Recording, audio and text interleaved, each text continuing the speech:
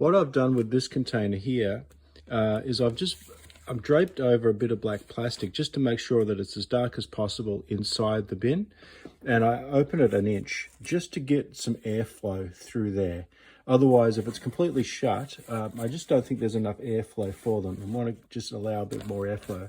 And I do that with the older mealworms.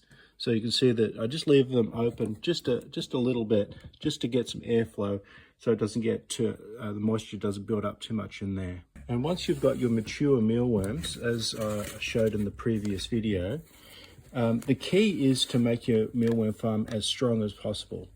And so just keep in mind that anything you feed to the chickens is sort of sacrificing some aspect of the mealworm farm. So what you could do is, once you start getting them this size, is allow about half to become pupa.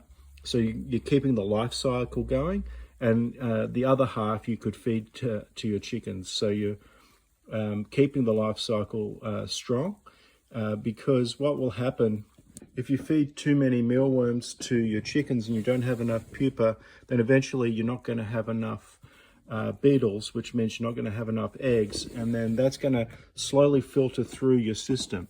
You're going to have fewer eggs for a couple of months, and eventually it's going to take 3, 4, or 5 months for those containers with not many eggs to filter through your system. So you're going to really slow down production. So any error like that will probably cost you about 6 months of trying to rebuild your farm. So my idea now is the chickens are the lowest priority in a sense. The mealworms, you need to treat them like pets in the sense of making sure they're as strong as possible. And then when you get excess mealworms, then you can give that excess to the chickens without harming the life cycle of your farm. A good tip with your pupa is to put some paper towel over the top of the pupa, because you'll find the beetles cling to the bottom of the paper, and so it makes it a lot easier to be able to move the beetles into your beetle containers.